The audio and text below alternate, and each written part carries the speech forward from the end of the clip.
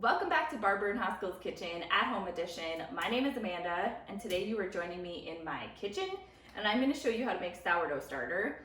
It is incredibly easy, but it does require a bit of patience. Sourdough starter is basically the replacement and what they used to use before store-bought yeast existed, and it gives sourdough that natural sort of tangy, sour flavor that people love. So what do you need to do to make a sourdough starter? What do you need to have on hand? Well, you need to have a jar. A mason jar also works, but whatever you're using, you want to make sure you want to take the rubber stopper out because you do want some airflow into your jar. This is my sourdough that I've been working on for about 5 weeks, and I probably made like 12 loaves out of it. Really, really delicious. You're also going to want a scale, a food scale, because you want to make sure that the flour and water are equal parts, and the best way to do that is with a scale. You're going to need some flour. You're going to want to use whole wheat or rye, something that has a lot of nutrition in it, because this is what your active life culture is feeding on. Now, you're also going to need some filtered water. If you don't have access to filtered water, you can use tap water, but leave it sit out on your counter for about 30 minutes so any of the kind of chemicals that they use to treat the water will come out of it.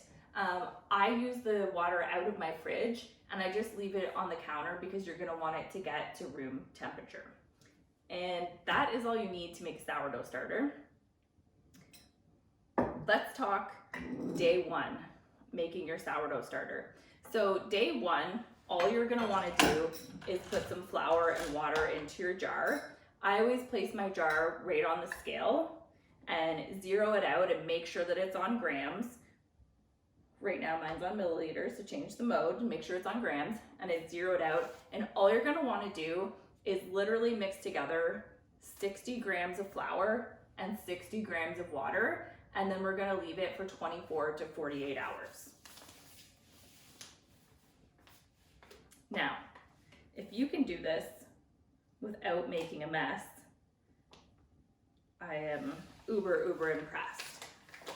So when I'm doing this, just an FYI, I always go over a little bit, and that's completely fine as long as you match whatever you put in with flour with the same equal parts water.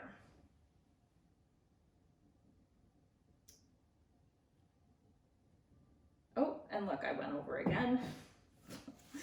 So I'm gonna add a little bit more flour.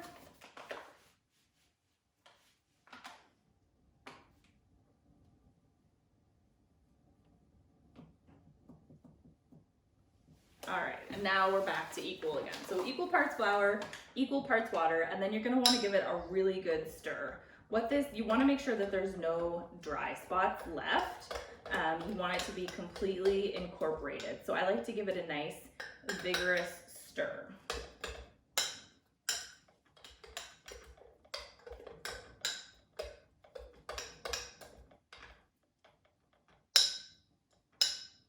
All right, so that's completely incorporated now. And that's all there is to it. So for day one, all you're doing, you're mixing 60 grams of water, 60 grams of flour, and now we're gonna leave this to sit for 24 to 48 hours before we feed it again. So we are back on day two. This is sat for over 24 hours. And before I get into it, I just wanna show you, this is what my sourdough looks like. You can see all of the amazing crumb inside, which is all the kind of bubbles and things like that. And this is what a sourdough will look like once you make it. So on day two, it's very simple. Literally all we're gonna do is put another 60 grams of water and 60 grams of flour in. So I'm just gonna put my jar back on here and zero it out. And then we're gonna add 60 grams of water, room temperature.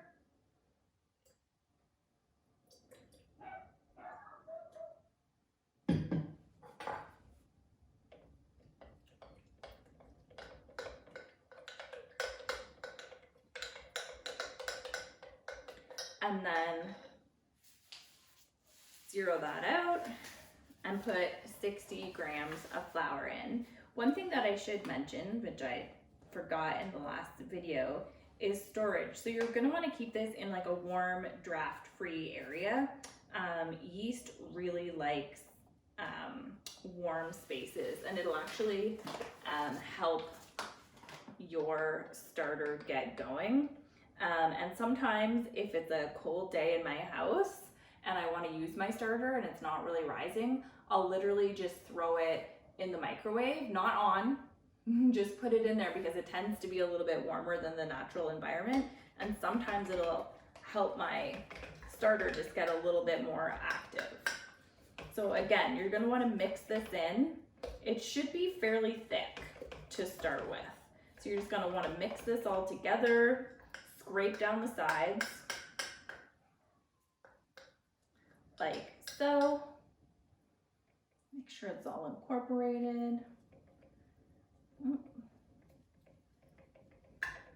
Give it a little vigorous stir there.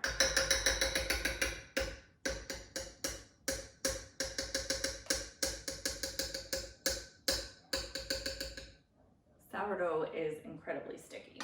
So once you've done that for day 2, something I forgot to mention on the items list is a hair tie. So what you're gonna do is you're gonna put the hair tie on your jar. Proving more difficult than anticipated. And you're just gonna line it up with where your starter is sitting, because this is how you're going to know if your starter is ready. You're going to start to see it usually once you feed it in about 3 hours, 3 to 4 hours. My kitchen is really warm. It will almost double in size when it's actually active and ready to go. So join us for day 3 and I'll show you how to continue feeding and cultivating your starter. So now we are on to day 3 and beyond. This is what you're gonna do regularly to feed your starter. So if there's a time when you're not going to be baking with your starter, you can absolutely put it in the fridge, and that way you just have to feed it once a week. I'm baking with mine almost every day, so this is what I do on a daily basis. So if you're leaving it out on the counter, because it's a live culture, you're going to need to feed it every day. If you're not going to be using it, you only need to feed it once a week, but make sure that it's put in the fridge. So day 3 and beyond, you open up your jar. Something to be mindful of is sometimes a little bit of clear water builds up on top, and that's completely normal, but you want to make sure that you scoop that out. Mine doesn't have any right now, but it's a very common occurrence, and if you decide to just mix it in, it'll make your sourdough very, very sour, and it'll start to smell kind of like paint thinner. It's not appealing. So when you go to feed from day 3 and beyond, you're gonna have to take some of your starter out. Now you can use this starter in other recipes. I have lots of baking recipes that call for starter. You can make pancakes with a little bit of starter in it. For the most part though, I do just throw it out because I'm not baking that much on a regular basis, but you can use it if you want to. And the reason that we get rid of it is because otherwise we're just gonna have like a never-ending ginormous flow of sourdough, right? We want to make sure that we get rid of some of it each day, each time we feed. Otherwise, every time we feed, we're gonna have to feed it a lot more as well. So we're trying to cut down the waste. So I like to take out a lot, actually. I take it out so that there's about 2 tablespoons left in my jar. Place it on the scale, let it zero out again. My scale's being finicky today. And then we're just gonna feed it the exact same way that we fed it every other day. 60 grams of flour, 60 grams of water. I like to put the water in first, only because then you can kind of give it a little bit of a stir and it's easier to incorporate the flour. All right. And again, if you mess up and go over, I just did 68 grams. You're just gonna wanna make sure that you match that when you use the flour. So I like to give it a little stir, incorporate it, like so. And then I like to zero it out again. If you're bad at math, that's probably for the best. So now I just wanna match exactly what I put in for water.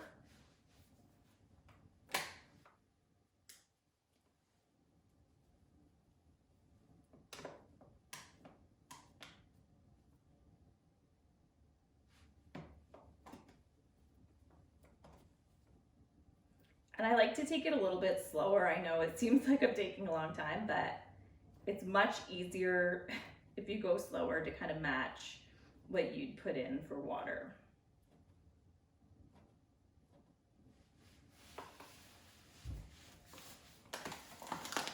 And again, we're just gonna want to incorporate this fully. You wanna make sure that there's no dry spots in there.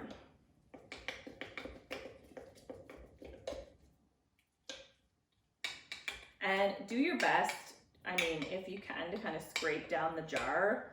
Otherwise, it does get a little bit gnarly in there. Usually like once a week, I go in and clean. I take my sourdough starter out and I kind of rinse my jar out.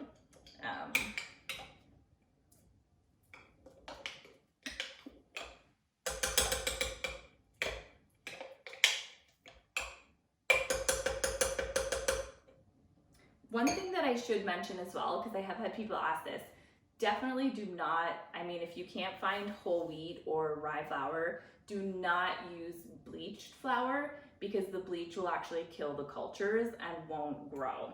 So like I said before, whole wheat and rye is kind of like a better option, but you might not have access to it right now.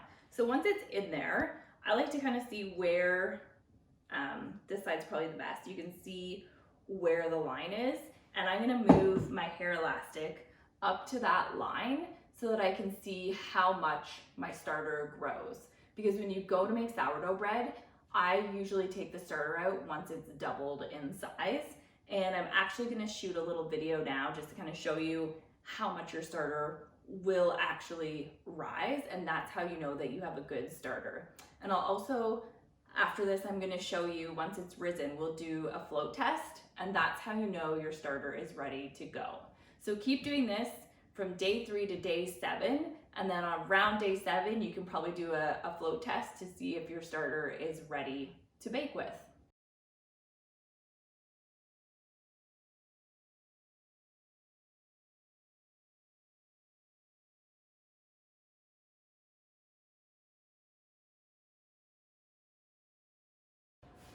So we are back. It is about 3 hours since we fed the starter, and you can see that it's double in size. So that's a really good indicator that your starter is ready to use.